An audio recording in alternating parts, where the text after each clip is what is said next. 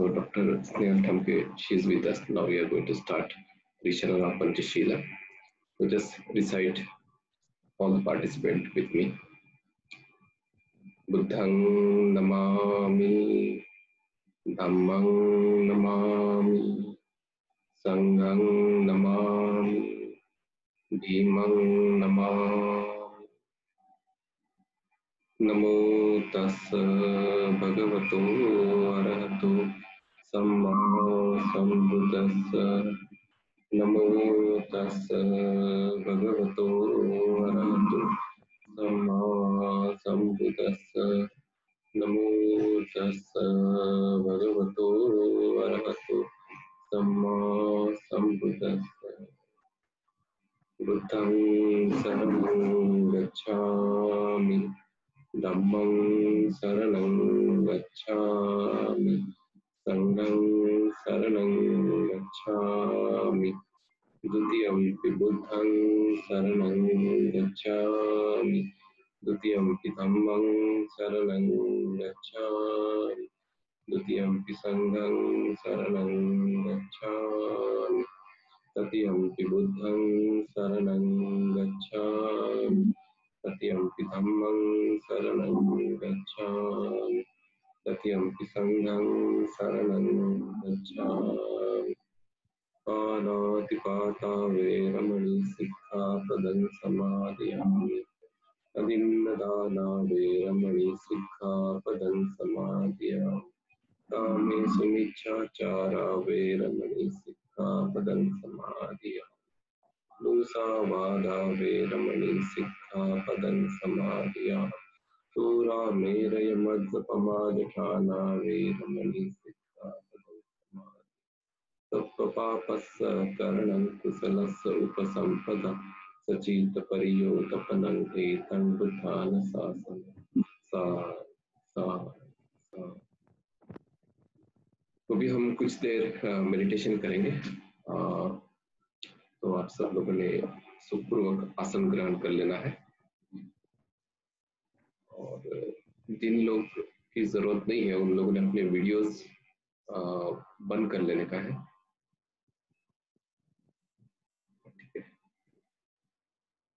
क्योंकि इससे बैंडविड्थ में प्रॉब्लम आता है, तो सिर्फ डॉक्टर स्नेहल और हम लोग वीडियो स्टार्ट रखेंगे और बाकी सब लोग आप अपने वीडियोस बंद कर दीजिए ताकि कोई डिस्टर्बेंस ना हो।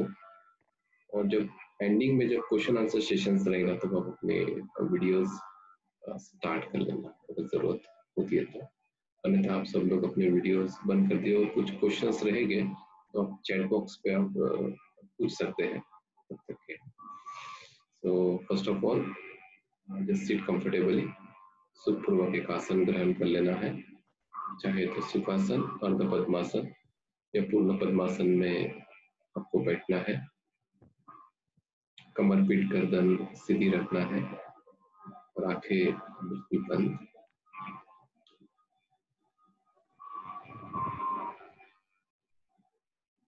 Just relax your mind and body. Just relax. भविष्य काल के विचार, भूतकाल के जो विचार है, भविष्य काल की जो कल्पनाएं है, उसे हमने उसे छोड़ के जो वर्तमान में जो हमारा जो सांस भीतर आ रहा है और बाहर जा रहा है उसके प्रति ध्यान केंद्रित करना है।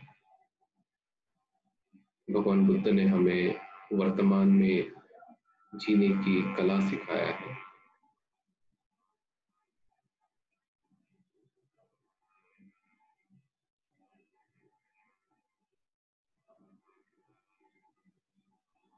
सारे विचारों को त्याग देना है। भूतकाल के विचार, भविष्य काल की कल्पनाएं, सारे विचारों को त्याग के सिर्फ और सिर्फ वर्तमान में जो सांस हमारा भीतर आ रहा है और बाहर जा रहा है उसके प्रति ध्यान केंद्रित करना है। आते हुए सांस को आता हुआ देखना है, जाते हुए सांस को जाता हुआ देखना है और उसका नेचर हमें जानना है। जब हम सांस भीतर लेते हैं और बाहर छोड़ते हैं, जो हमारा सांस है या कहाँ टच होता है, जो नॉस्ट्रिल है, जो नाक है इसके अंदर, और उसका नेचर क्या है। शायद भीतर आने वाला सांस थोड़ा ठंडा होगा, बाहर निकलने वाला सांस थोड़ा गर्म होगा। उसका जो नेचर है, उसका जो स्वभाव है, उसे भी हमें देखना है।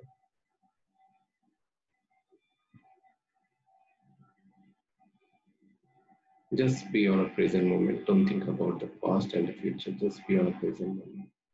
Just observe your incoming breath and the outgoing breath. And just observe the nature of your breath.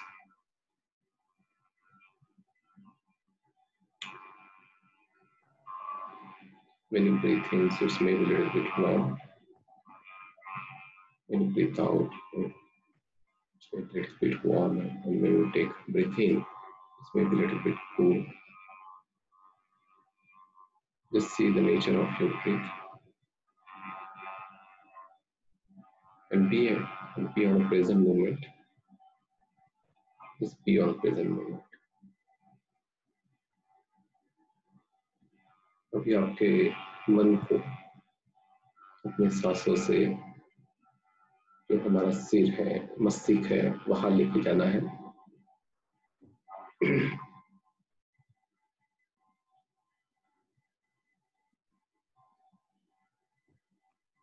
जिसे हम टाड़ू कहते हैं, ब्रह्मरंध्र कहते हैं।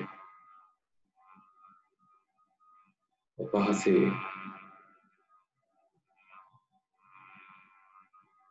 जो भी ब्रह्मांड में जो एनर्जी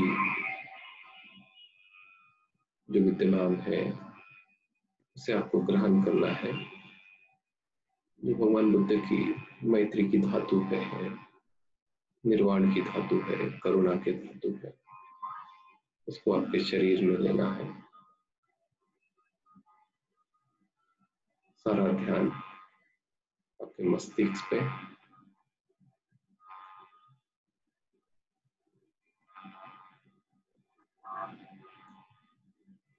पूरा ध्यान आपके सिर के सिरे पे। वहां से जो भी ब्रह्मांड में जो अच्छी एनर्जी है, उसे आत्मसात करना है। और उस एनर्जी को, उस पॉजिटिव एनर्जी को, तो भगवान बुद्ध की जो निर्वाण धातु है, उसको आपके पूरे शरीर में लेके जाना है, सिर से लेके पैर तक।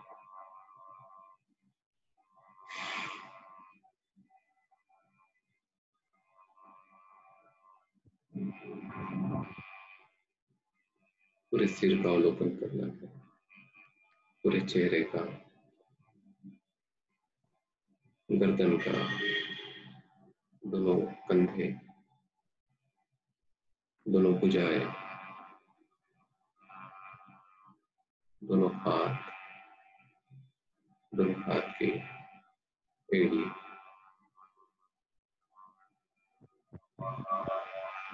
दोनों हाथ के कोहनी, दोनों हाथ के पंजे, उस पर ध्यान केंद्रित करना।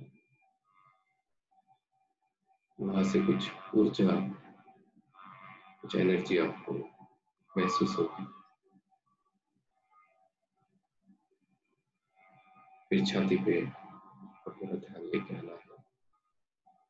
छाती के अंदर जो भी मसल्स है, जो भी ऑर्गन्स है, उसको देखना है। और जो पूरी शक्ति है जो ब्रह्मांड से ले रहे हैं, उसे धीरे धीरे पूरे शरीर के ऑर्गन से निकालना है। छाती में जो लंग्स है, जो हार्ट है, पेट में जो इंटेस्टाइन है, छोटी बड़ी, पेट के नीचे का भाग है, उसी तरह से पीठ में जो स्पाइनल कॉर्ड है, स्पाइनल कॉर्ड में से मन को निकालना, गर्दन से लेके पीठ के नीचे दूर,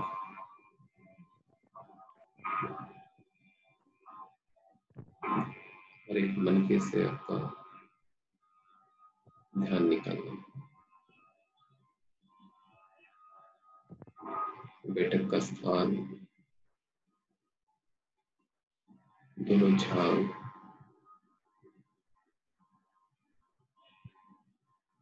दोनों थाइस को देखते हुए, दोनों एल्बोज, जो कोहनी है, फिर जो काफ है, काफ मसल्स है, जो एड़ी है, जो फुट है, दोनों पैर के पंजे, दोनों हाथ के पंजे, दोनों पैर के पंजे और दोनों हाथ के पंजों से ऐसा लग रहा होगा आपको कुछ ऊर्जा, सेंसेशन कुछ बाहर निकल रहा है, तो बाहर निकाल के वो निसर्ग में जा रहा है या पृथ्वी में जा रहा है। सब जो नेगेटिव एनर्जी है उसे हमें निकालना है। और जो भगवान बुद्ध की जो मैत्री के धातु है, जो निर्वाण के धातु है, जो करुणा के धातु है, वो हमारे में विद्यमान हो रहे हैं।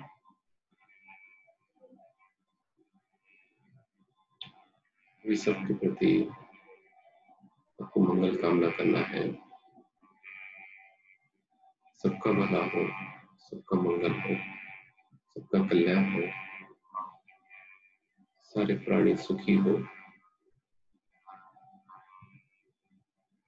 चाहे वो जल के हो, थल के हो या गगन के हो, चाहे वो किसी जाति के हो, धर्म के हो, चाहे वो किसी देश के हो, सबका मंगल हो, सबका कल्याण हो, सारे प्राणी रोग मुक्त हो, दुख मुक्त हो, और भगवान बुद्ध के जो चार आर्य सत्य को जान के निर्वाण का रूप सक्षम कर भवतु सर्वमंगलं रक्षन्तु सर्वदेवता सर्वदुःखानुभावेन सर्वधर्मानुभावेन सर्वसंघानुभावेन सदा।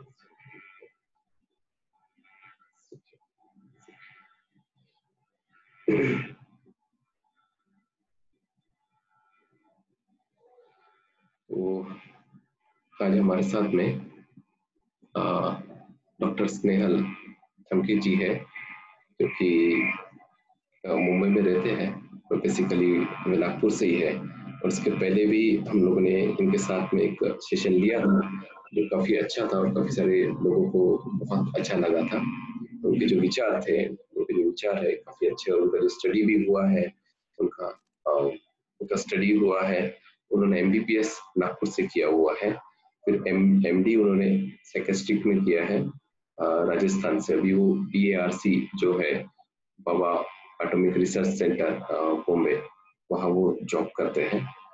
तो first of all thank you Snehal Thamke ji. आपको आवाज आ रही है मेरी? हाँ बिल्कुल, थैंक यू। ओके, तो आज हमारा जो टॉपिक है, तो टॉपिक हमारा ये है कि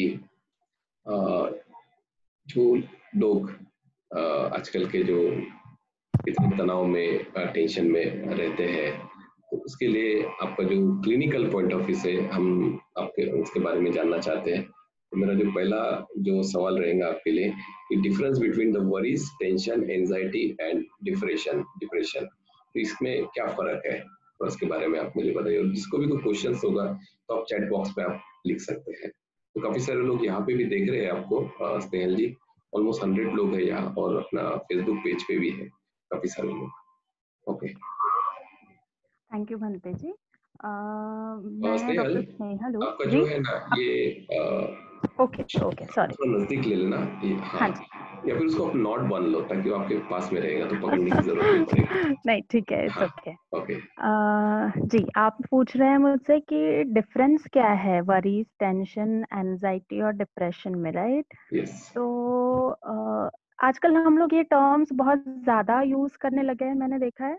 और ऑल्टरनेटिवली लोग इसको यूज करते हैं कि आज मैं बहुत टेंशन में हूँ, आज मुझे बहुत एनजाइटी हो रही है, या फिर आई एम सो मच वरीड, अभी मेरे को बहुत ज्यादा वरीज हो रही है, या फिर मैं डिप्रेस्ड हो गया हूँ। सो बहुत नेचुरली आजकल लोग ये टर्म्स यूज करने लगे हैं, बट इन टर्म्स में बहुत ज्यादा वेरिएशन या बहुत ज्यादा डिफरेंस है, मैं ऐसा सोचती हूँ।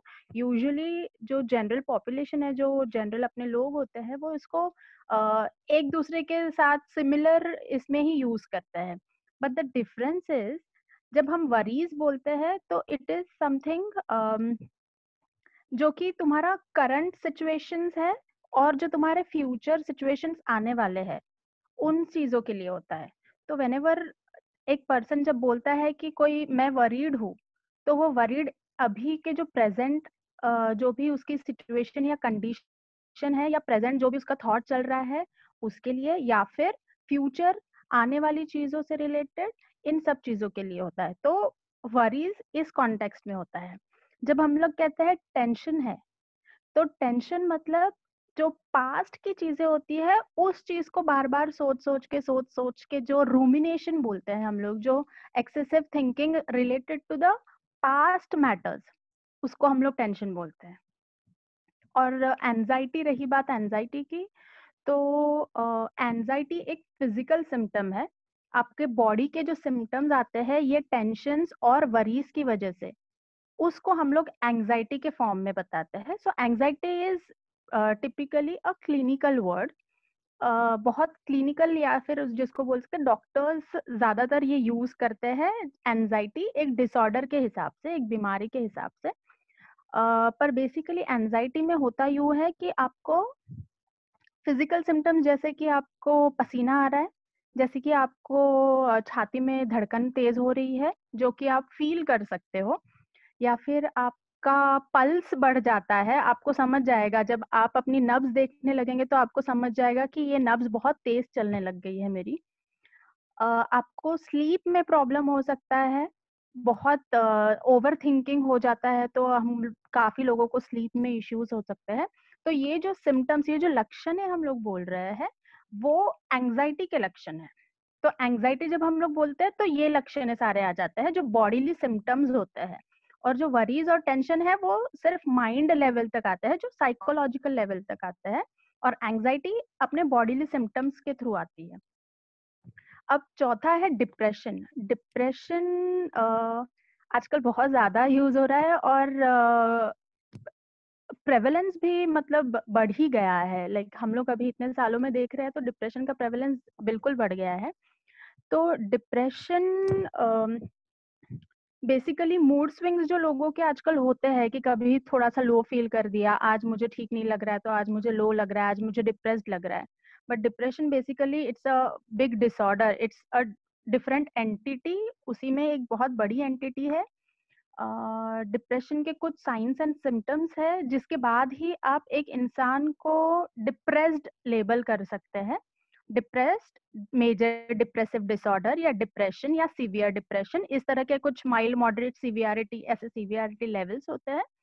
तो डिप्रेशन में जो पर्टिकुलर साइंस एंड सिम्टम्स है, वही अगर फुलफिल होता है उस पर्टिकुलर इंसान में, तो ही हम कह सकते हैं कि वो पर्सन डिप्रेस्ड है, या उसको डिप्रेसिव डिसऑर्डर है, या उसको डिप्रेशन है। सो या ये डिफरेंस हम लोग बोल सकते हैं कि एंजाइटी, टेंशन, वरीज और डिप्रेशन, ये इस तरह के डिफरेंसेस होते हैं इनमें।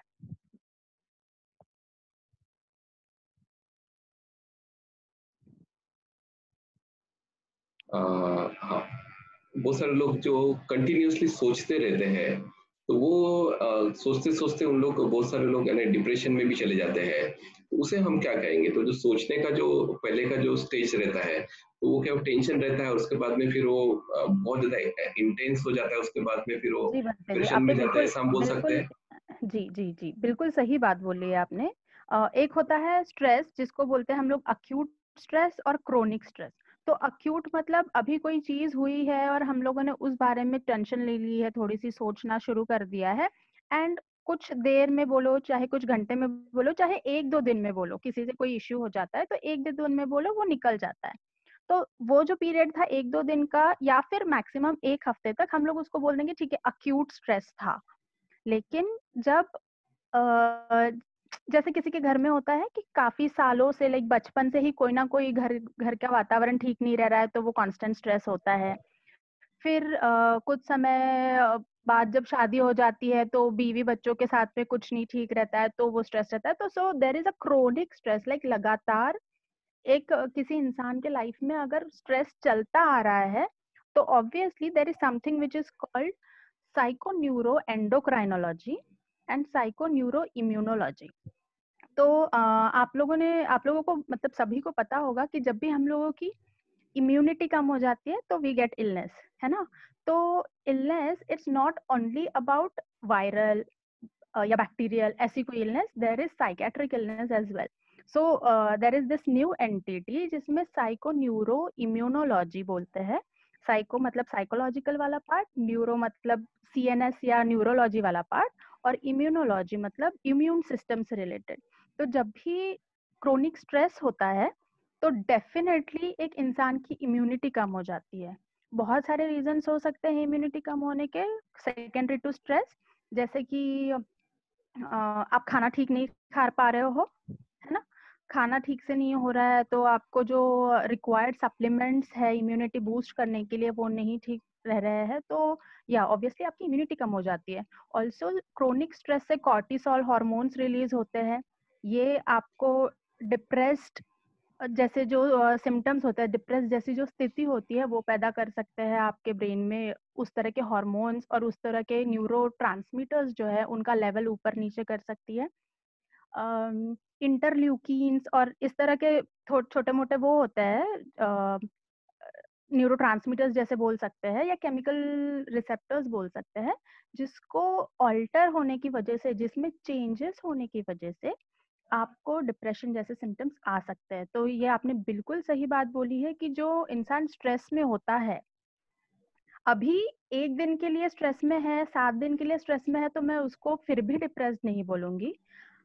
डिप्रेशन का क्राइटेरिया होता है, मैं आई थिंक बहुत सारे लोग इसमें पहली बार भी ज्वाइन कर रहे होंगे, तो मैं फिर से अपना एक बार वो बोलना चाहती हूँ।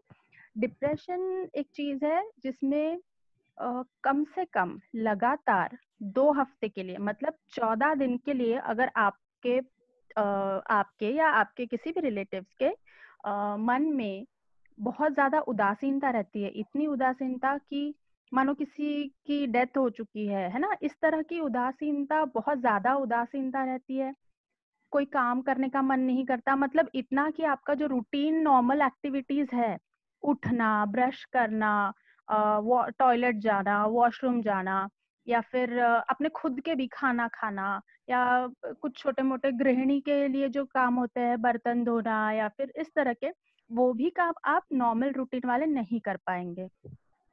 तो डिप्रेशन में इस तरह का एक्सट्रीम लेवल आ जाता है। और इसके साथ ही या तो नींद कम हो सकती है या नींद ज्यादा हो सकती है, बिल्कुल भी नहीं सो पाता है इंसान, या फिर दिन भर ही सोते रहता है। खाना कम हो जाता है, खाना ज्यादा हो सकता है। आपने सुना होगा बहुत बार लोगों ने कि डिप्रेशन में इतना खाने से जो मूड बूस्ट होते रहता है, तो इनटेक इतना ज्यादा होता है कि लोगों का वेट गेन हो जाता है। तो इट्स लाइक कि तुम्हारा खाना कम भी हो रहा है या खाना ज्यादा भी हो रहा है, फिर तुमको बहुत होपलेसनेस या हेल्पलेसनेस वाली फीलिंग्स आ रही है कि इसके आगे कुछ नहीं हो सकता, I have lost all hope, इसके आगे कोई होप्स ही नहीं बची है एक पर्टिकुलर थिंग को अच्छा होने के लिए, या फिर मैं बहुत हेल्पलेस हूँ, मुझे कोई हेल्प मिल ही नहीं पाएगी, दुनिया में कोई इंसान ऐसा बना ही नहीं है जो मुझे हेल्प कर पाएगा, या फिर खुद का वर्थ बहुत ज्यादा कम हो जाना, वर्थलेस फील करना, इस तरह से कि मेरा कोई अहमियत नहीं है इस दुनिया में। तो दीज थॉट्स ये धीरे धीरे करके आपको सुसाइडल टेंडेंसीज की तरफ ले जाती है, क्योंकि आप बिल्कुल हेल्पलेस फील कर चुके हैं अभी। फिर एक होता है कि बहुत ज्यादा एक्सेसिवली गिल्टी फील होना, बहुत ज्यादा गिल्टी फील हो रहा है किसी भी चीज को लेके। सो ये कुछ सिम्टम्स है, अगर किसी भी इंसान में ये सिम्टम्स, ये लक्षण है, अगर आप देख रहे हैं कि कम से कम 2 हफ्ते के लिए, है ना, 1 हफ्ता रह सकता है, 10 दिन रह सकता है, लेकिन हम लोग एक क्राइटेरिया जो फिक्स हुआ है वो है कि अगर 14 दिन के लिए ये लक्षण एक इंसान में ज्यादा से ज्यादा समय तक रहती है तो हम लोग उसको डिप्रेशन मान सकते हैं। ऐसे ही बहुत सारी लेडीज में प्री मेंस्ट्रुअल सिंड्रोम पीएमएस करके देखा गया है, जिसमें सिमिलर सिम्टम्स आते हैं। मन उदास रहता है जब भी मेंसेस आने वाले होते हैं या मेंसेस जाने के बाद भी, तो वो पेरी मेंस्ट्रुअल के समय पे होता है ये। तो उस समय पे मंथली फीमेल्स में मूड ठीक नहीं रहना, चिड़चिड़ाहट होना, ये सब कुछ ज्यादा होने लग जाता है। सो उसमें हम लोग बोलते हैं कि नहीं डिप्रेस्ड है, पर वो डिप्रेशन नहीं होता है। दैट पर्टिकुलर थिंग उसको भी एक अलग डिसऑर्डर बना दिया है, premenstrual dysphoric disorder. So that is similar to depression but it's not depression. Depression की सिवियरिटी जो होती है वो बहुत डिफरेंट उसको दिया गया है क्राइटेरिया। तो इसलिए डिप्रेशन या डिप्रेसिव डिसऑर्डर एक बहुत ही डिफरेंट एंटिटी है। तो ये जब रहता है तभी हम लोग बोल सकते हैं कि एक इंसान को डिप्रेशन है। Thanks doctor Snehal. कुछ आपके चैट बॉक्स में कुछ क्वेश्चंस आए हैं। तो जो हमारे एक आस्था शर्मा जी है दिल्ली से, it is possible to overcome the clinical anxieties और depression with the help of meditative therapies, उनका क्वेश्चन है। या या सो मैं ये कहना चाहूंगी कि मेडिटेशन डेफिनेटली हेल्पफुल है। बहुत सारे केसेस में, मतलब जैसे कि माइल्ड केसेस होते हैं, हम लोग जैसे सिवियरिटी को रेट करते हैं माइल्ड, मॉडरेट एंड सिवियर। तो माइल्ड केसेस में we actually do not prescribe medications.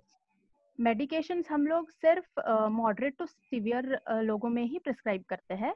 Mild cases में भी advise cognitive behavioural therapy. The reason why it has happened, basically cognition में, जो डिप्रेशन में कॉग्निशन जो होता है, कॉग्निशन एज इन तुम्हारी थिंकिंग, थिंकिंग की जो कैपेसिटी होती है वो थोड़ी सी डिस्टॉर्ट हो जाती है, थोड़ी सी चेंज हो जाती है।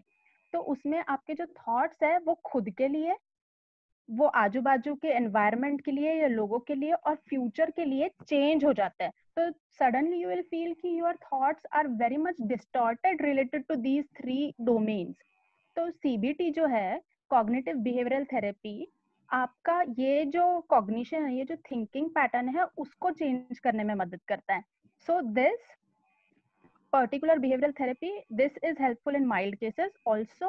Many patients को डिप्रेशन के साथ में एंजाइटी वाली फीलिंग्स जो होती है वो बहुत ज्यादा देखी जाती है। थोड़ा सा भी ओवर थिंकिंग हो जाता है किसी भी चीज को लेके, उनको जो इररेशनल थॉट्स आते हैं तो उनको एंजाइटी वाले सिम्टम्स आने लग जाते हैं। तो हाँ, बिल्कुल मेडिटेशन से रिलीव हो सकती है एंजाइटी और डिप्रेसिव, पर आई विल से कि सिर्फ माइल्ड केसेस में ही हो सकता है। Because again this is something because of changes in neurotransmitters and उसके रिसेप्टर लेवल पे। सो जो रिसर्चेस इतने सालों से हुए हैं उसके बेसिस पे, एविडेंस के बेसिस पे मैं ये बोलूंगी कि माइल्ड केसेस में we can still try to use meditative therapies या फिर behavioral therapies या counseling, but moderate to severe cases में one must definitely ensure कि उनको एक psychiatrist या professional help मिले।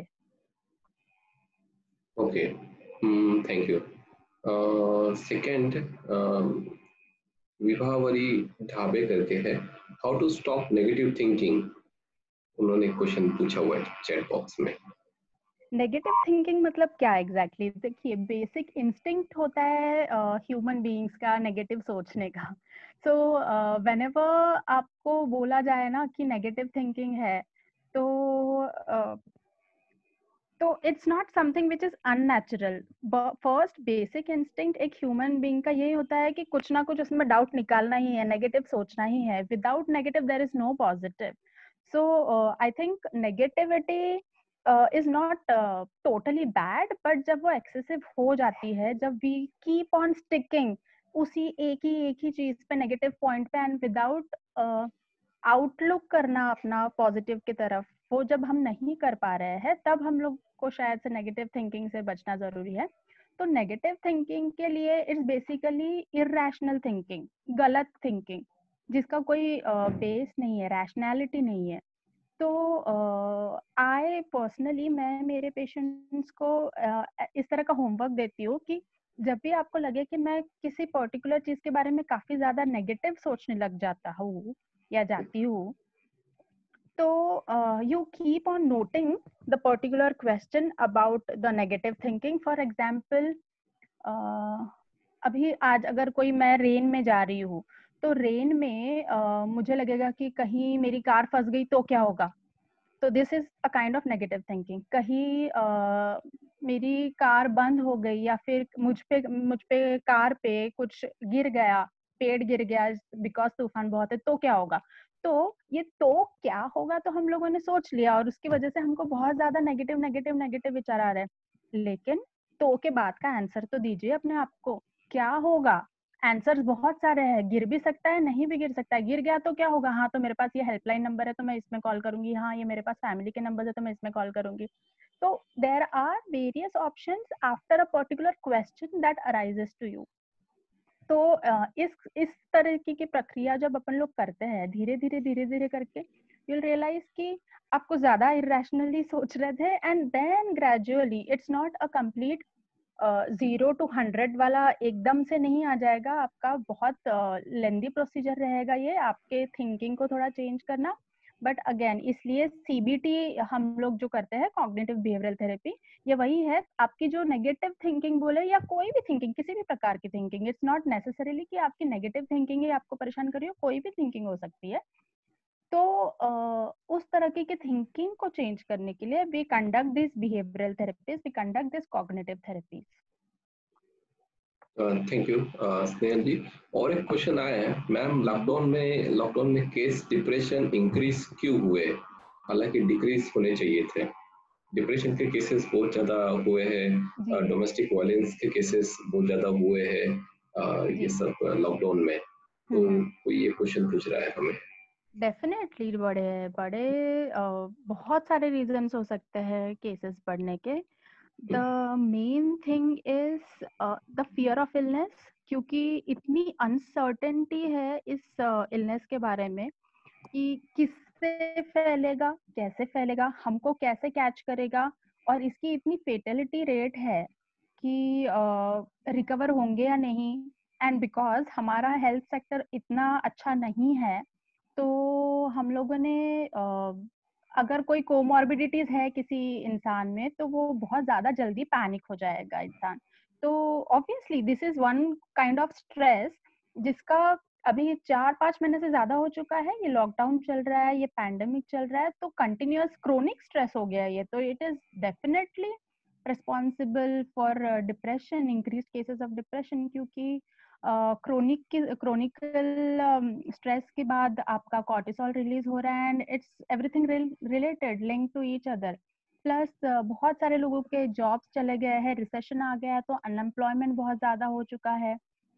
घर में रह रहे हैं तो एक दूसरे के साथ में बहुत ज्यादा चिड़चिड़ हो रहा है, कॉन्स्टेंटली आप उसी एनवायरनमेंट में रह रहे हैं, जिससे आप जैसे आपके कभी फ्रेंड्स हुआ करते थे तो उनसे जाके मिल लेते थे, तो थोड़ा सा ब्रेक हो जाता था आपके रूटीन लाइफ में, तो वो नहीं हो पा रहा है अब।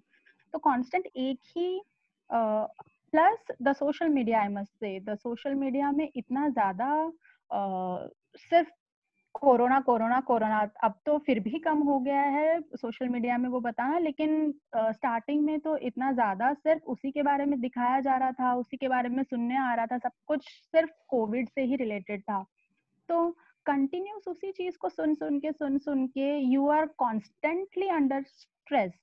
तो definitely it was a big reason for increased incidence in depression. Snehal, और एक क्वेश्चन आया है, हमारी ज्योति गंभीर मैडम है, is there any use of cortisol hormones in the body, it is possible to stop its production in the body?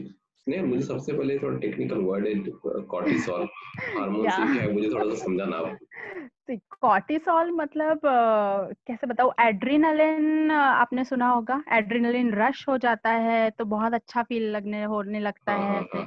हाँ, तो ये एक एड्रेनल ग्लैंड होता है जो कि ये हार्मोन रिलीज करता है। किडनी के पास में एक ग्लैंड होता है जो ये हार्मोन रिलीज करता है। सो कॉर्टिसोल, आई वुड से कि अगर आप बोलेंगे कि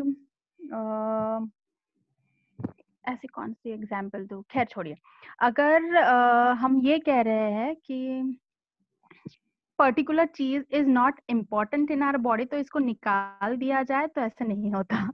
प्लस कॉर्टिसोल ऐसी चीज नहीं है जिसका कोई काम नहीं है। ऑफ कोर्स इसके डेफिशिएंसी से और इसके इंक्रीज लेवल से प्रॉब्लम्स, इंक्रीज लेवल से तो हम लोगों ने खैर देख ही लिया, डिक्रीज लेवल से भी बहुत सारी प्रॉब्लम्स होती है। तो ऐसे काफी मेडिकल प्रॉब्लम्स है, डिसीजेस है प्रॉपर, कि कॉर्टिसोल के डेफिशिएंसी से, लैक ऑफ कॉर्टिसोल से या फिर इंक्रीज इन कॉर्टिसोल से प्रॉब्लम्स हो सकती है। तो it is not possible ma'am to you know alter the or just stop the reduction of cortisol in our body. Stress से ये ज्यादा हो सकता है, कम हो सकता है, पर you can completely stop it because it is an important part in your body. Okay.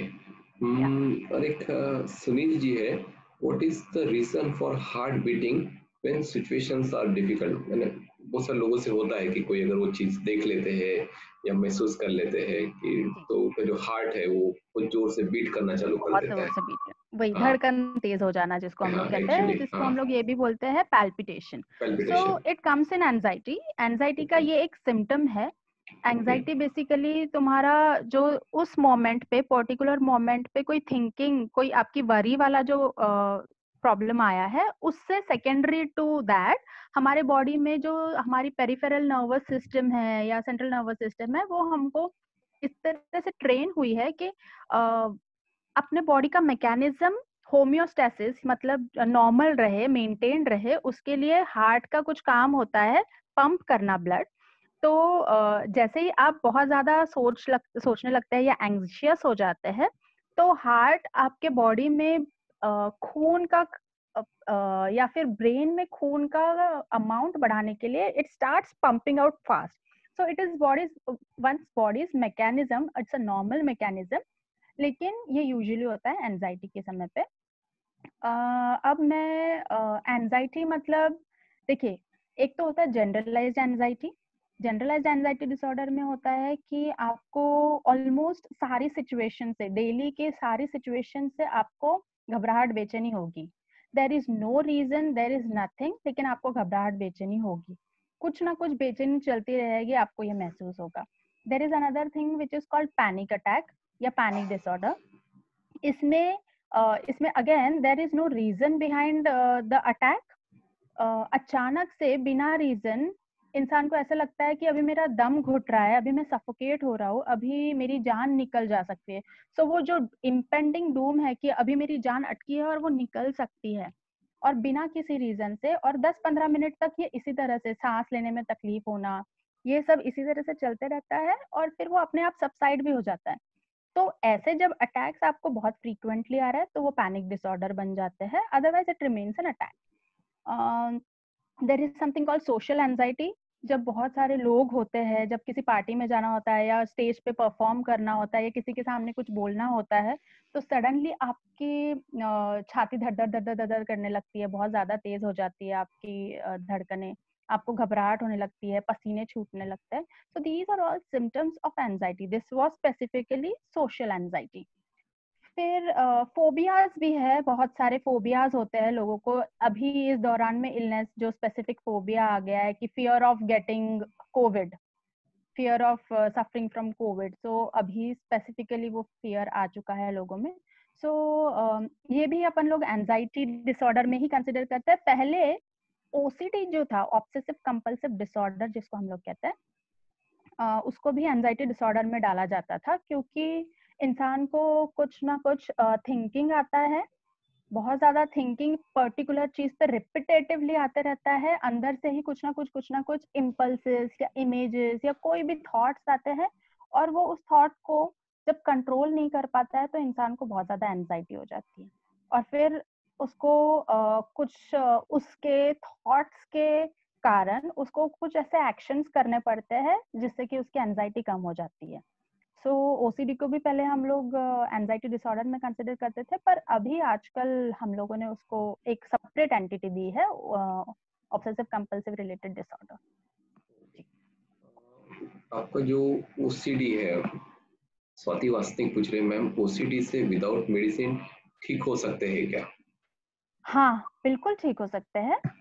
Actually treatment of choice जो है इनिशियल स्टेजेस में ओसीडी के लिए मेडिसिन नहीं है, बेसिकली मेडिसिन और एक जो थेरेपी होती है एक्सपोजर एंड रिस्पॉन्स प्रिवेंशन हम लोग बोलते हैं ERP। तो ये थेरेपी की मदद से बहुत सारे लोगों में हम लोगों ने उसका इफेक्ट देखा है।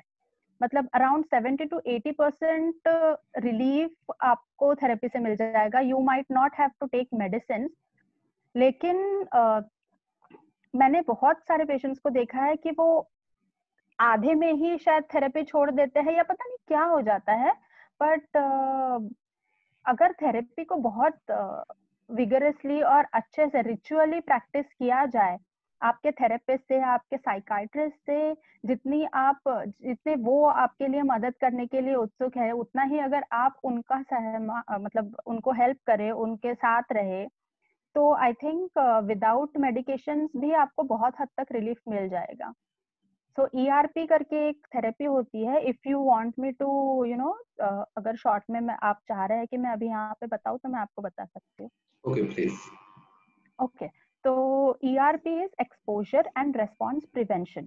सो अगर एक पर्टिकुलर इंसान को हाथ डर्टी होने का, हाथ खराब होने का, कंटैमिनेशन का OCD है, मतलब इंसान को लगता है कि मेरा हाथ बार बार खराब हो रहा है और बहुत फ्रीक्वेंटली खराब हो रहा है और मुझे जब तक मैं हाथ धोऊंगा नहीं या धोऊंगी नहीं मुझे चैन नहीं पड़ेगा।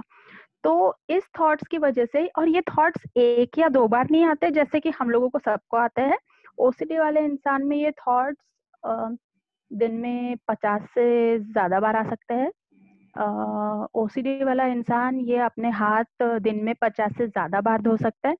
तो कम से कम 24 घंटे में 1 से लेके 10 घंटे वो अपना पूरा दिन अपने हाथ धोने के पीछे लगा पड़ा रहता है। सो यू कैन अंडरस्टैंड कि अगर आपके माइंड में ऐसी कोई बात चल रही है और जो आप नहीं कर पा रहे तो कितनी ज्यादा परेशानी हो सकती है, राइट? तो मैं आपको एक एग्जाम्पल देती हूँ। हम लोगों को एक प्रैक्टिस एक्सरसाइज दिया गया था कि जो भी इंसान आपको सबसे प्यारा हो उसका नाम याद करे, है ना?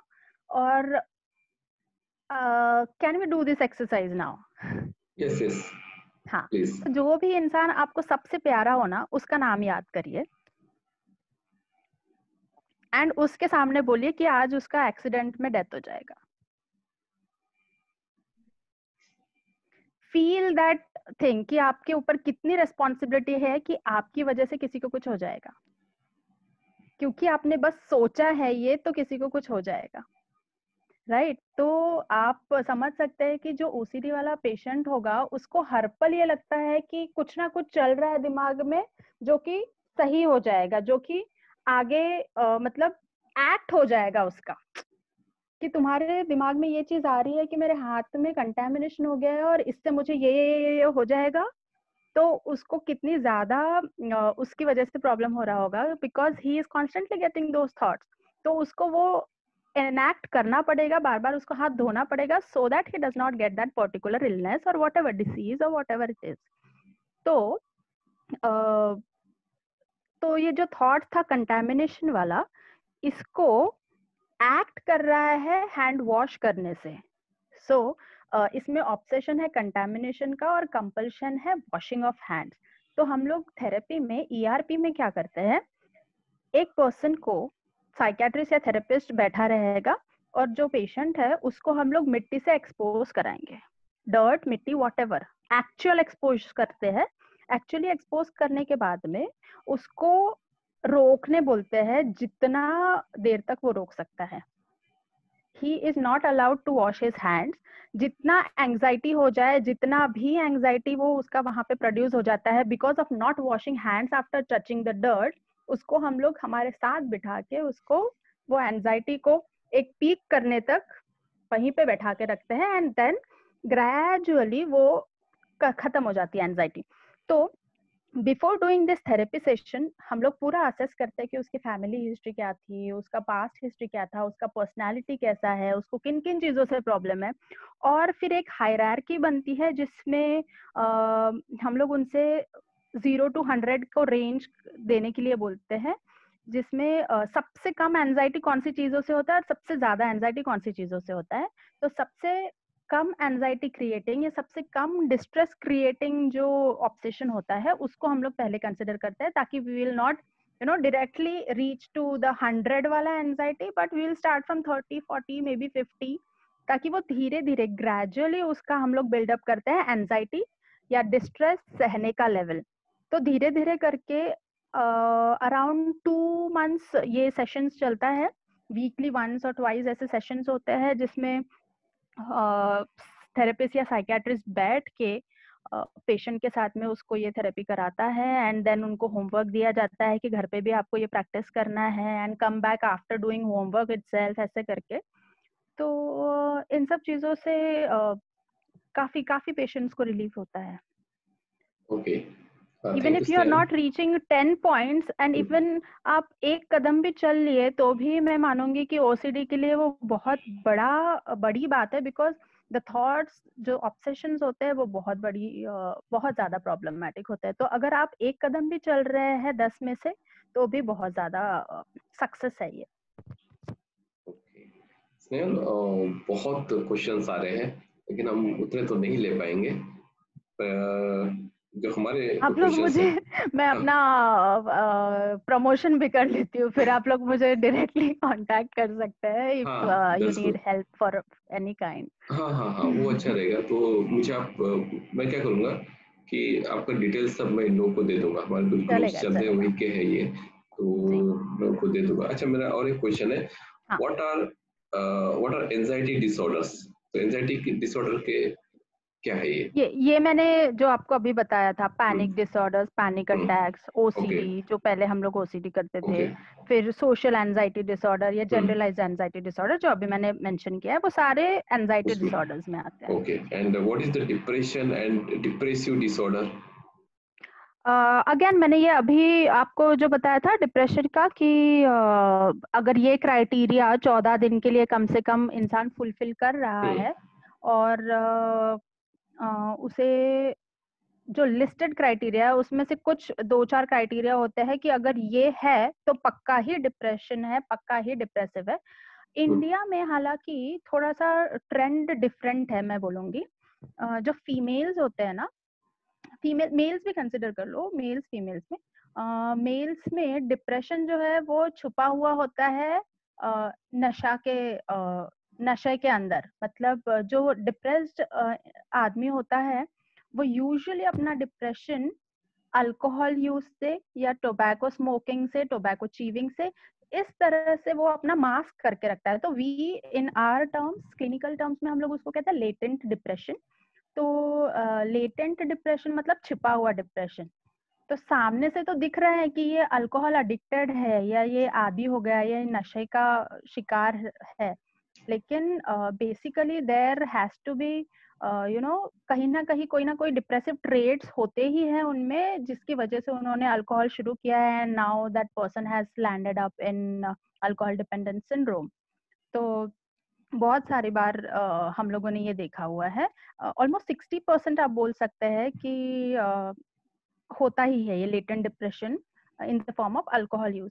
एंड फीमेल्स में ज्यादा एक्सप्रेसिव तो होती नहीं है फीमेल्स इन इंडिया। तो most of the females, working females बोल दो, they suffer a lot of domestic violence. Like अभी हम लोग देख रहे हैं कि लॉकडाउन में बहुत ज्यादा डोमेस्टिक वायलेंस बढ़ गया है, घर के घर में ही रह के बहुत ज्यादा मतलब काम रहता है, बहुत सारा वायलेंस होता है घर पे, but they can't do anything about it. तो फीमेल्स में कुछ सिम्टम्स पाया गया है जिसको बोलते हैं सोमैटोफॉर्म, मतलब बॉडीली सिम्टम। तुमको माइंड के कोई सिम्टम्स नहीं मिलेंगे, वो ऐसा नहीं बोलेगी कि मेरा मन उदास है या मुझे कुछ करने की इच्छा नहीं हो रही है, ये नहीं बोलेंगे। उनका प्रॉब्लम रहेगा मेरा शरीर दर्द कर रहा है, मेरा ये दर्द कर रहा है, मेरे दांत दर्द कर रहा है, मुझे गले में दर्द हो रहा है, मेरा पेट दर्द कर रहा है, मुझे एसिडिटी हो रही है, मेरे पैर दर्द कर रहे हैं।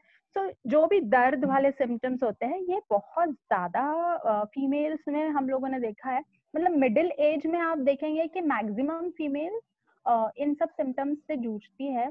And when we go for the investigation, actually कहीं पे कोई फॉल्टी ऐसा नहीं होता है कि इसकी वजह से, ये पर्टिकुलर मेडिकल इलनेस की वजह से सो एंड सो फीमेल को ये हुआ है, ऐसा नहीं होता है। तो मोस्ट ऑफ द टाइम्स जो मास्क रहता है ना, सारी चीजें जो थिंकिंग वाली चीजें रहती है, जो वो मास्क होके ये फिजिकल सिम्टम्स, ये बॉडीली सिम्टम्स में दिखाते हैं। तो फीमेल्स में इस तरह के डिप्रेशन पाया जा सकता okay, modern technique to overcome anxiety and depression, है। मॉडर्न टेक्निक्स क्या आई वाज है? Expecting this. Yes. Modern techniques में आपको, एक तो हम लोगों ने जो स्टार्टिंग में किया, जो आपने रिलैक्सेशन टेक्निक बताई, जी। in our clinical setup we call it Jacobson's relaxation technique. तो इसमें right from the head muscles to the toe muscles हम लोग प्रोग्रेसिव रिलैक्सेशन करते हैं। एक एक करके मसल का जो ग्रुप होता है, जैकब्सन्स प्रोग्रेसिव रिलैक्सेशन टेक्निक करते हैं। तो which was very similar to what you did just now, जो आपने बताया वो बहुत सिमिलर टेक्निक है उससे। तो ये एक रिलैक्सेशन टेक्निक होती है जिसको इंसान को एक्चुअली रोज प्रैक्टिस करना होता है। हम लोग कहते हैं कि आज मुझे टेंशन आ रहा है तो चलो मैं आज आंख बंद करके लंबी सांस लेके मैं कोशिश करती हूँ कि आज मेरा रिलैक्सेशन होगा या नहीं। नहीं होगा, क्योंकि आपके दिमाग में बहुत सारी चीजें चल रही है, और फर्स्ट टाइम जब आप आंख बंद करेंगे तो आपको वही थॉट्स आएगी जो आपके आंख खुले में चल रहे थे। So it's not an easy thing कि वो बोलते हैं कि मेडिटेशन करते हैं वो तो आपसे भी हो जाएगा। नहीं, ये भंती जी से ही पॉसिबल, ये हम लोगों से पॉसिबल नहीं होता इस तरह की चीजें कि आंख बंद करो and everything all the thoughts go away. नहीं होता है, इसके लिए बहुत ज्यादा प्रैक्टिस लगती है जो उन्होंने एक्चुअली करी है। हाँ, तो अगर मैं आपको बोलूं कि अच्छा सुनो, एलिफेंट के बारे में मत सोचना बस, और बाकी कुछ भी सोच सकते हो, आंखें बंद कर लो, बस एलिफेंट के बारे में मत सोचना, तो first very first picture you will be getting elephant की। आपको जिस चीज के बारे में नहीं सोचने बोला है उसी चीज के बारे में आप सोचेंगे। तो जो रिलैक्सेशन टेक्निक है, it's a daily basis technique. एक दिन से इसका कोई उपाय नहीं होगा, एक दिन से आप इससे बिल्कुल सक्सेस नहीं पा सकेंगे, आपको डेली टेक्निक्स यूज करनी पड़ेगी। दूसरी भंते जी ने जो बताई थी माइंडफुलनेस, हम लोग mindfulness technique is a new technique, new therapy जो हम लोग यूज कर रहे हैं इन दिनों। माइंडफुलनेस मतलब being mindful of your own mind, मतलब आपके माइंड में जो चल रहा है आपको उसकी जानकारी है ना। तो अगर आपको पता है कि मैं नेगेटिव सोच रही हूँ तो यू शुड बी नोइंग कि आप नेगेटिव सोच रहे हो, ताकि आप उसके लिए कुछ स्टेप उठाए। Most of the times we are just thinking and thinking and thinking, लेकिन हम लोग उस प्रेजेंट स्टेट में नहीं रहते हैं, उस करंट सिचुएशन में नहीं रहते हैं, हम लोग उसके इर्द गिर्द भागते रहते हैं। लेकिन अगर आप उस पर्टिकुलर प्रेजेंट सिचुएशन में है और आप महसूस कर रहे हैं कि मैं ये महसूस कर रही हूँ, so it's like mindfulness, having mindful in your own mind. So this again requires constant practice. आप एक दिन से आप ये सब नहीं सीख पाएंगे। also एंजाइटी के लिए, हालांकि हम लोगों ने एंजाइटी और डिप्रेशन के लिए तो इतनी अच्छी मेडिसिन आ गई है अभी कि आप उनको पिल पॉप करके ही आपको रिलैक्स फील हो सकेगा। इस तरह की मेडिसिन आजकल बनी है without getting very addicted to the medicine. लेकिन हाँ, अगेन आप बिना साइकेट्रिस्ट के मदद से वो नहीं कर पाएंगे, क्योंकि हमारी मेडिसिन इतने आसानी से अवेलेबल होती नहीं है। And one form of, it's not a newer therapy, लेकिन साइकेट्री में अभी न्यूअर मानी गई है इसको। पहले फिजिकल इलनेस लाइक नॉर्मल, जिसकी यूरिन इनकॉन्टिनेंस मतलब यूरिन निकल जाना, स्ट्रेस की वजह से यूरिन को रोक नहीं पाना, ये सब जो प्रॉब्लम्स होती थी उसके लिए यूज किया जाता था। तो बेसिकली मेडिकल वाले लोग, मेडिसिन वाले लोग और सर्जरी वाले लोग इसको यूज करते थे। अभी ये हम लोग यूज करने लगे हैं, जिसको हम लोग बोलते हैं biofeedback. So biofeedback एक तकनीक है जिसमें as the word says biofeedback, तो हमारी जो बायोलॉजिकल जो प्रोसेस है, मतलब हमारा पल्स, हमारे बॉडी के टेम्परेचर, हमारा ब्रीदिंग रेट, हमारा हाथ की प्रक्रिया, हमारी गले की प्रक्रिया, हमारा ब्लिंकिंग रेट, हमारे ईईजी वेव्स, हमारे ईसीजी वेव्स, सब जो भी बायोलॉजिकल जो भी प्रक्रिया है, हमको उसका फीडबैक मिलेगा। एक कंप्यूटर स्क्रीन होती है, हम लोग कमरे में बैठे होते हैं और हमको ये सारी लीड्स लगाई जाती है यहाँ पे हाथ पे, पल्स के लिए, रेस्पिरेटरी रेट के लिए, everything, all the leads are applied. और हमको एक कंप्यूटर स्क्रीन पे देखना होता है कि हमारा जो टेंशन है, जो भी हम लोग थॉट्स सोच रहे हैं, जो भी हो रहा है, हमको उसका बायो फीडबैक सामने मिलते रहता है। हमको फीडबैक मिलता है कि हमारी पल्स किस तरह से चल रही है, हमको फीडबैक मिलता है कि हमारा रेस्पिरेटरी रेट कैसा है, हमको फीडबैक मिलता है कि टेम्परेचर कैसे चल रहा है, हमको फीडबैक मिलता है कि हमारी ईसीजी और ईईजी के वेव्स किस तरह से है। So looking at the feedback, आप ये देख सकते हैं कि हाँ अभी मैं थोड़ा सा रिलैक्स हो जाता हूँ बिकॉज मेरा पल्स थोड़ा सा गड़बड़ा रहा है, हाँ मेरे को थोड़ा रिलैक्स होने की जरूरत है बिकॉज मेरा ईईजी का वेव्स जो है ना वो थोड़ा गड़बड़ आ रहा है, मेरी हार्ट रेट ज्यादा हो रही है। ये सब कुछ आप फीडबैक मिलता है आपको, तो आप इससे धीरे धीरे करके प्रैक्टिस में आ जाते हो कि किस तरह से अपने आप को रिलैक्स करना है, किस तरह से आपके बढ़ती हुई पल्स को, बढ़ती हुई हार्ट बीट्स को, गड़बड़ाती हुई ईसीजी और ईईजी वेव्स को कंट्रोल कर सकते हैं। तो जब भी आपको कोई फीडबैक मिलता है तो ऑब्वियसली ये नॉर्मल फिनोमिना है कि आपको फीडबैक जब दिया जाता है तो तब आप रिलैक्स या नॉर्मल होने की कोशिश करते हैं, या जब भी आपको किसी भी काम में बोलो फीडबैक जब दिया जाता है तो आपको समझता है कि आपको क्या करना है। तो इसी तरीके का ये एक बायो फीडबैक थेरेपी होता है जिसमें डार्क कमरे में कंप्यूटर स्क्रीन में और a light very calm music is played on and you are asked to relax, और फिर आपको वो स्क्रीन में दिखता है कि हाउ रिलैक्स्ड आर यू और how tensed are you, and accordingly you get feedback from the machine and you are asked to relax on yourself. So that's how like आप प्रैक्टिस करोगे, और फिर आप जब भी कोई ऐसी एंजाइटी वाली या बहुत टेंशन वाली बात रहेगी तो आप अपने आप ही आपको पता रहेगा कि हाँ मैं ये करूंगा तो मैं रिलैक्स हो जाऊंगा, I will not have any problem relaxing at that particular time. Thank you Sneha, बहुत अच्छा आपने एक्सप्लेन किया। कुछ क्वेरीज यहाँ आई हुई है, उसको मैं लेता हूँ। मैं ये कि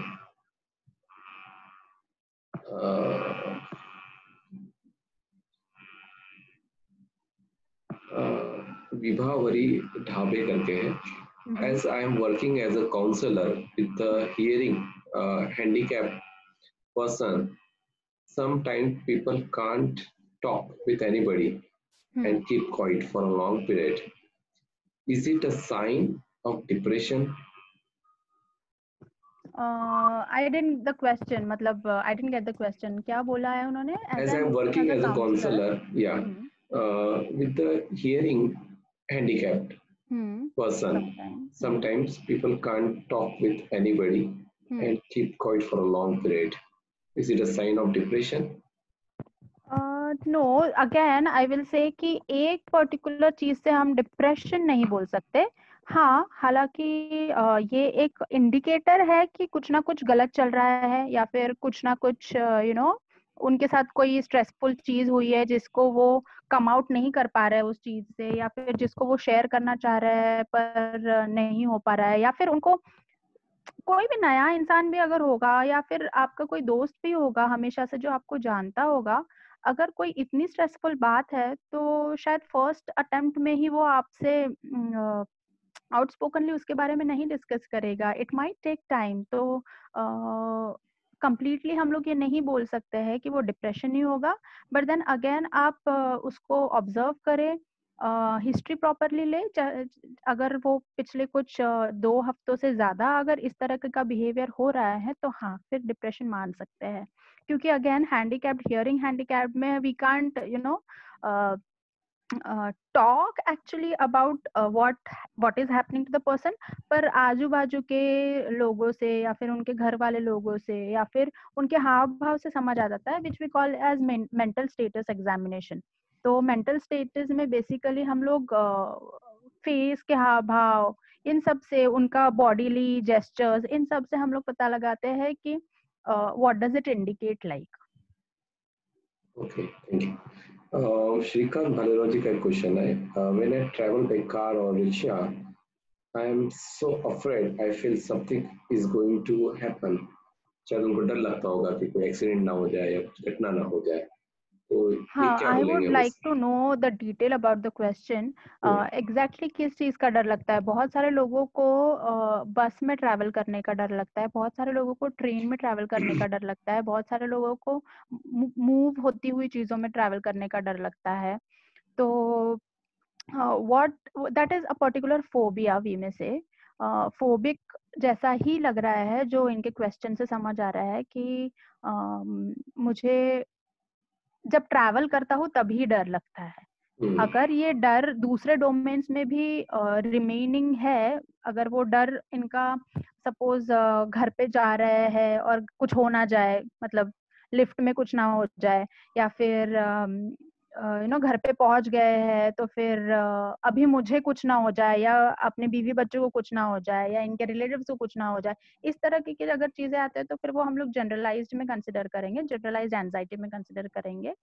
पर अगर इनको सिर्फ ये travelling with rickshaw and car या ऐसे चीजों से है, तो वो फिर वो स्पेसिफिक फोबिया में आएगा। ओके। और ये जो एंड पैनिक या अटैक जो रहता है उसे हम क्या हाँ, बोलेंगे? ये भी एक मेंटल प्रोसेस में ही आता है, बिल्कुल बिल्कुल पैनिक होना। बिल्कुल हाँ, बिल्कुल। वो किस कारण से आता है वो? इट हैज नो रीजन, वही मैंने बोला है कि जब रीजन होता है ना, तो it is more easier to control it, because हमारे पास है रीजन जिस वजह से ये हो रहा है। Panic attack is one such entity जिसमें, जैसे जनरलाइज डिसऑर्डर जो होता है, एंजाइटी डिसऑर्डर, जैसे स्पेसिफिक है फोबिया होता है, we have a reason, particular reason. जब तक वो रीजन ना आए, जब तक वो ट्रिगरिंग पॉइंट नहीं आए, किसी को कुछ मतलब एंजाइटी वाले सिम्टम्स नहीं आएंगे। But panic attack is such that there has, मतलब absolutely there is no reason for it. ये सडनली आ जाता है, 10-15 मिनट्स के लिए रहता है attack, and then it wanes off, वो अपने आप ही कम हो जाता है। Okay, okay. There is no reason. Also मैं ये बताना चाहूंगी कि जो अभी फोबिया वाला सिचुएशन था, इसके लिए भी थेरेपीज होती है, प्रॉपर थेरेपीज होती है, एंड बिलीव मी बहुत अच्छे रिजल्ट्स है उसके। तो अगर ये इतना ज्यादा प्रॉब्लमेटिक है कि आपको डेली बेसिस पे थोड़ा प्रॉब्लम क्रिएट कर रहा है, आपके आने जाने में अड़थड़ा आ रहा है, या फिर you are not able to travel, या जो भी है, तो I think you should consult a psychiatrist or a therapist for the same. Okay, okay.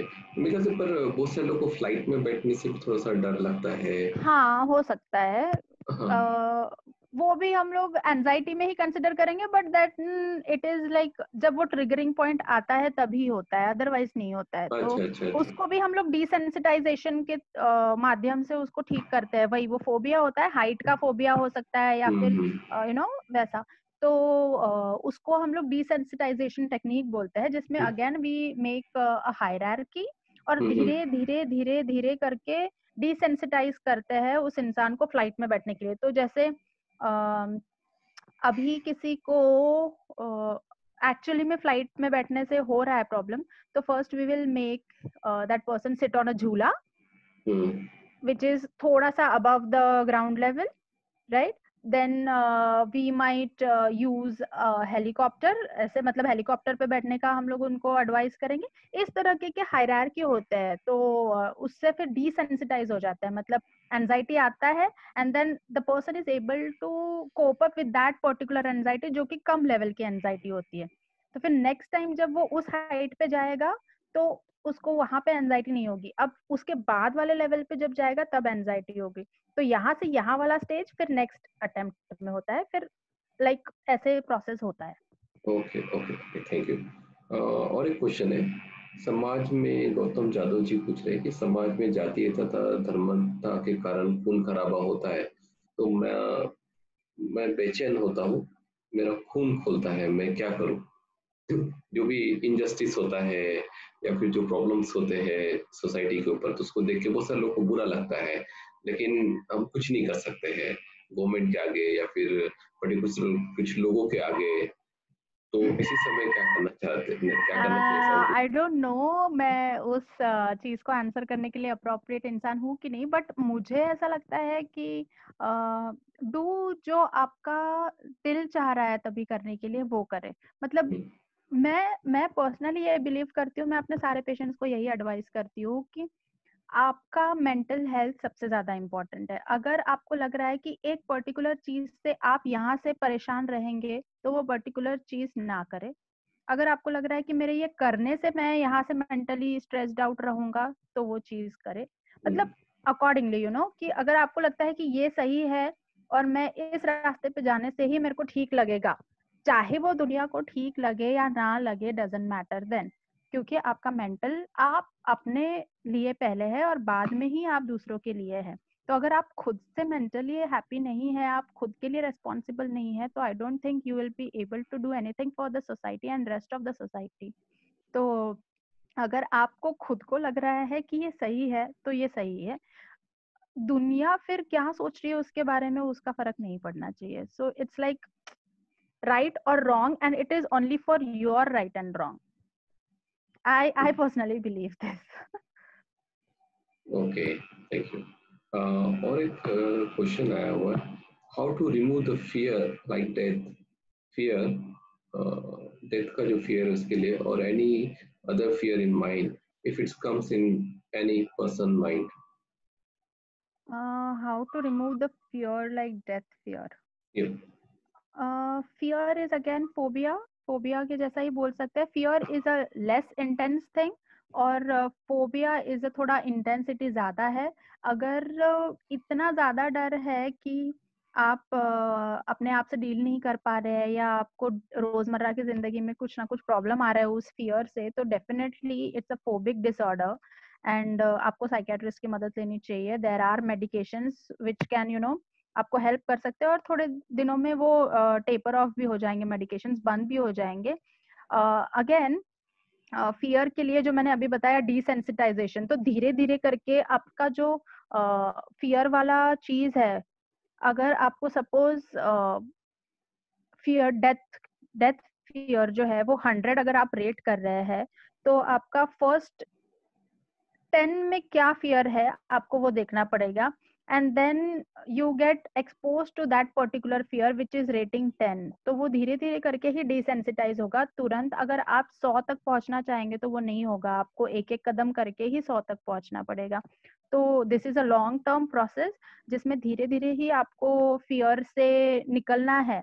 और अगर हम लोग देखें तो रिलैक्सेशन जो टेक्निक्स है, जो मेडिटेशन थेरेपीज है, ये सारे आप के तरफ से एक कांस्टेंट एफर्ट्स चाहिए उसके लिए, है ना। ओके, एक दिन आपने ये किया कि आज मैंने रिलैक्सेशन टेक्निक किया तो हाँ बस ठीक है, मेरा मतलब मैं ठीक हूँ, तो ये नहीं होगा। कॉन्स्टेंटली आपको उसके लिए एफर्ट्स देने पड़ेंगे, जिसकी वजह से आप फिर आपके फियर्स और आपके एंजाइटी या आपके जो थिंकिंग है उससे आप बच पाएंगे। क्योंकि ये बहुत नॉर्मल चीज है, ये किसी को भी मतलब एनीबॉडी लाइक सबको आ सकता है ऐसे फियर्स कि हाँ मुझे मरने से डर लगता है, but the way you approach it is different. आपकी रैशनैलिटी होनी चाहिए, जैसे कि हम लोग आए हैं तो हम मरेंगे ही, ये एक पर्टिकुलर थिंग है। अगर फियर बहुत ज्यादा है तो फिर आपको अगेन डिसेंसिटाइजेशन वाला प्रोसेस अपनाना पड़ेगा। पर बिकॉज आई थिंक अकेले हम लोग ये नहीं कर पाते, इसलिए most of the people require a therapist to do it. तो साथ में मिलके किया हुआ काम एफर्ट से अच्छा हो जाता है। Okay, thank you. आपको बहुत सारे लोग थैंकिंग भी बोल रहे हैं, बहुत सारे लोग थैंक्स भी बोल रहे हैं, काफी अच्छे से एक्सप्लेन किए ये भी बोल रहे हैं। और एक हमारे वरिंद्र कुमार जी है जो हिमाचल प्रदेश से हैं, मैं अपने आप से बहुत बात करता हूँ, ऐसा क्यों? क्या बात करते हैं मैं जानना चाहूंगी, क्योंकि इट्स ओके टू टॉक। अच्छी बात है अपने आप से बातें करना। आप अपने आप को बता रहे हैं कि आप क्या क्या बोलते हैं, क्या चाहते हैं, क्या सुनना चाहते हैं खुद से। तो it's not harm in talking to oneself. अगर आप बोले कि मैं अपने आप से या मुझे कोई आवाजें आ रही है मैं उनके साथ बात करता हूँ एंड लोग फिर मुझे बोलते हैं कि मैं अपने आप से बात कर रहा हूँ, तो फिर थोड़ा प्रॉब्लम है, because this is a very big symptom. This is not good कि लोग आके आपको बोल रहे हैं कि यार तू किससे बात कर रहा है, तू बुदबुदा के बात कर रहा है, तू अपने आप से तो बात नहीं कर रहा है। एंड देन यू से नहीं, मैं किसी की आवाज सुन रहा हूँ और मैं किसी की आवाज सुन के उसको रिप्लाई कर रहा हूँ या मैं उससे बात कर रहा हूँ। तो दिस इज अ थिंग जिसके लिए आपको कंसर्न होना चाहिए। अदरवाइज इट्स ओके, आप अपने आप से बात करिए, कोई प्रॉब्लम नहीं है। ओके, थिंक इसमें और क्या है, I am advocate Manish. I fear an anxiety of giving death sentence to our criminal client. Please explain, respected ma'am.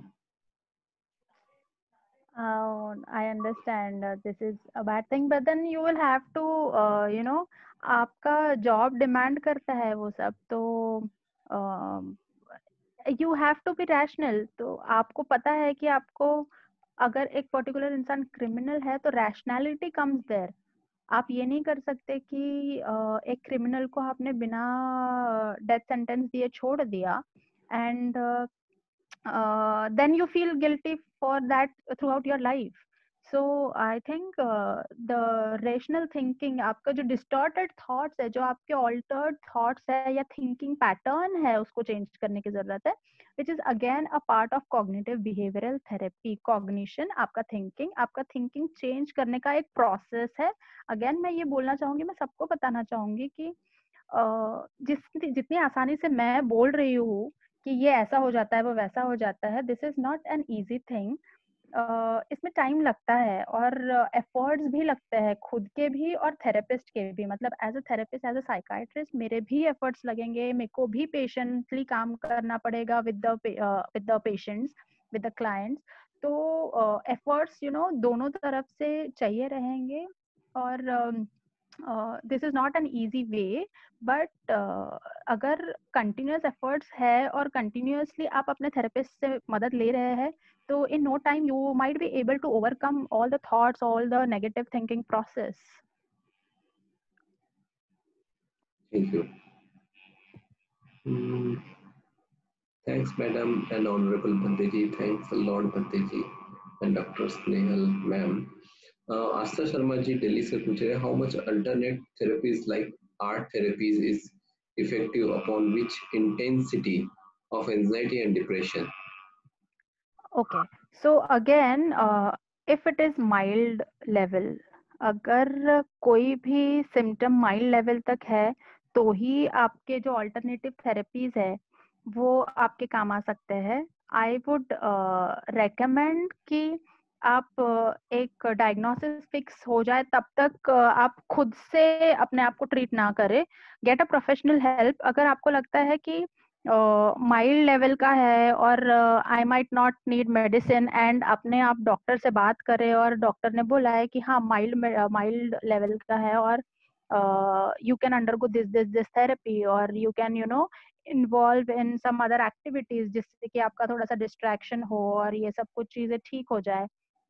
तो mild level of anxiety and depression, इन दोनों में आपके दूसरे थेरेपीज काम आ सकते हैं।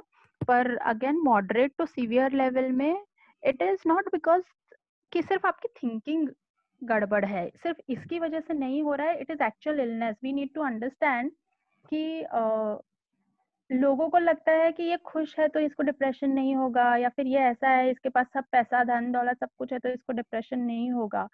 ऐसा नहीं होता। क्या हम लोग ये सेम क्वेश्चन बोलते हैं कि अरे इसके पास पैसा धन दौलत है तो इसको हार्ट की डिसीज नहीं होगी? नहीं बोलते हम लोग बोलते हैं ये कि अरे इसके पास अकेडमिकली ये इतना स्ट्रांग है तो इसको लिवर फेलियर नहीं होगा या उसको कैंसर नहीं होगा। हम लोग नहीं बोलते because that are considered to be illnesses. और जो साइकेट्रिक इलनेसेस होती है वो हम लोग सोचते हैं कि सिर्फ हमारे सोचने की वजह से बदल जाती है, पर ऐसा नहीं होता है।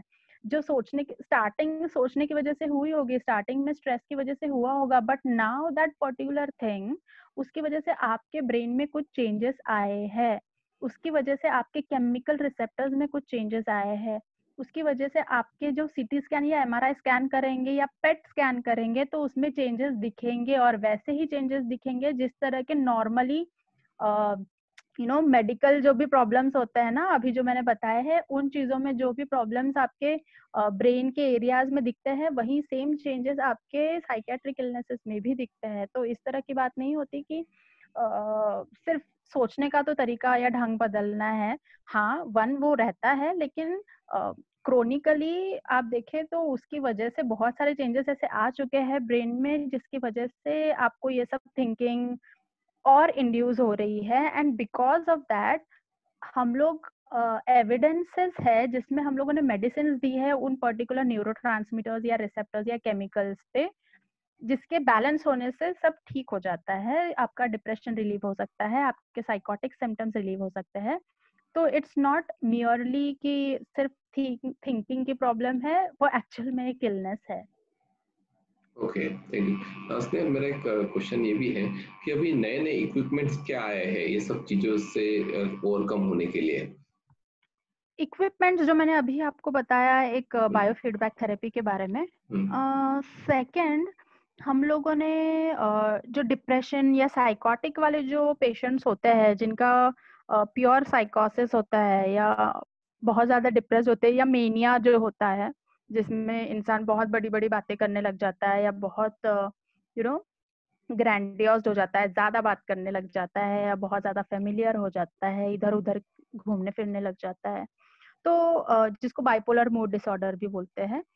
तो इसमें हम लोग ईसीटी करके एक तकनीक है जिसको कहते हैं इलेक्ट्रोकन्वल्सिव थेरेपी, जिसको शॉक के नाम से भी जाना जाता है लोगों में। तो लोग कहते हैं कि इसको शॉक दे देंगे तो तबीयत और खराब हो जाएगी, पर मैं ये मिथ हटाना चाहती हूँ। ECT by far is the safest treatment.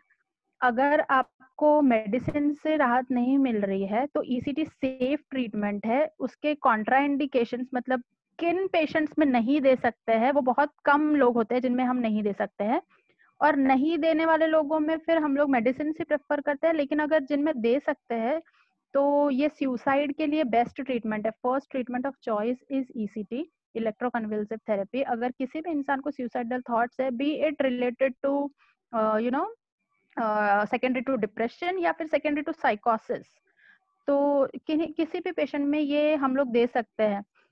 बहुत हमारे पिक्चरों ने हम लोगों को इसके बारे में गलत नोशंस दिए हैं कि इस तरह से लगाया जाता है, उस तरह से लगाया जाता है और क्या क्या हो जाता है, पर ऐसा नहीं रहता है। प्रॉपर एनेस्थीसिया की टीम होती है, पर्सन को एनेस्थेटाइज किया जाता है प्रॉपरली, और जो इलेक्ट्रोकन्वल्सिव थेरेपी में बहुत माइक्रो मिली सेकेंड्स का शॉक हम लोग देते हैं। एंड जो इलेक्ट्रिसिटी पास होती है उससे रिसेप्टर्स और न्यूरो ट्रांसमीटर्स में चेंजेस आते हैं, ऑल्टर होते हैं, and they settle back to their normal self.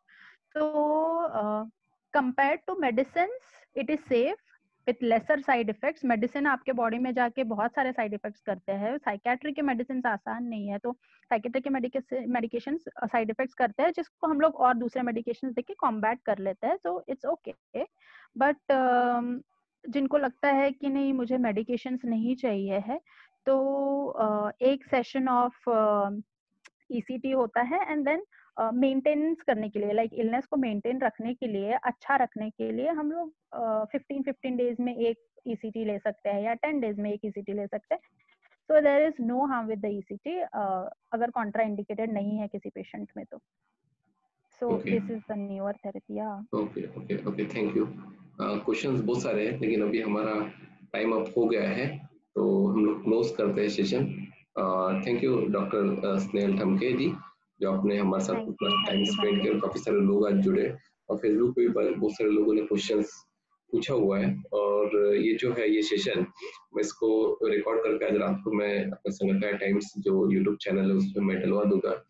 और दूसरा कि हर वेडनेसडे और सैटरडे और संडे 7:30 इवनिंग रहता है। लेकिन कल बड़े बंती जी एक्सपायर्ड हो गए थे, आप सब लोगों को पता है कि ऑल इंडिया भिक्खु संघ के प्रेसिडेंट थे वो।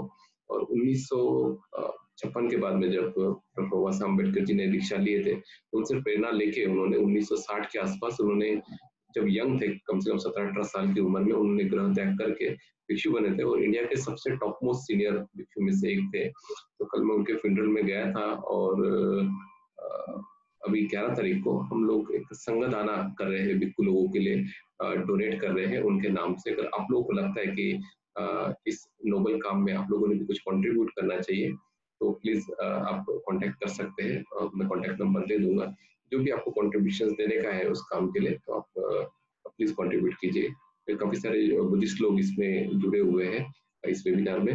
Thanks again. मैं अभी अनम्यूट कर रहा हूँ सबको एक साथ में। तो मैं चाहूंगा कि हर एक इंसान को मैं जो ए से लेके सेट तक के जिनके जो नाम हैं, तो मैं पहले ए वालों को 5 सेकेंड, बी वालों को 5 सेकेंड, ऐसा। तो डॉक्टर स्नेहल ठमके जी को आप सब लोगों ने थैंक बोलने का है, ठीक है? तो मैंने आपको अनम्यूट कर दिया सभी को। Thank you. Thanks a lot. Thank you. Thank you. Deji and Dr. Snehal. Thank you very much. Thank you very much. Thank you very much. Thank you, Dr. Snehal, for a lovely information. Thank you, Snehal. Thank you, Deji.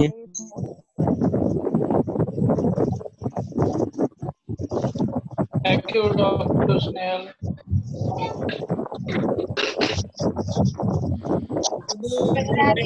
Dr.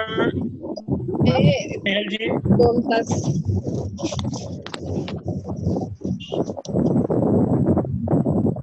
Thank you, Dr. Snehal. Thank you, Bante ji. Thank you. और बहुत सारे लोगों के membership card बन गया। मैं बहुत जल्दी व्हाट्सएप ग्रुप पे मैं शेयर कर दूंगा जिन्होंने नई मेंबरशिप लिए है अभी। किन्हीं को कुछ अगर बनते जी कुछ क्वेश्चंस रहे तो आप मतलब कांटेक्ट करने के लिए बोलें। हाँ बिल्कुल बंते जी को सादर बंदामी। हाँ सुखी।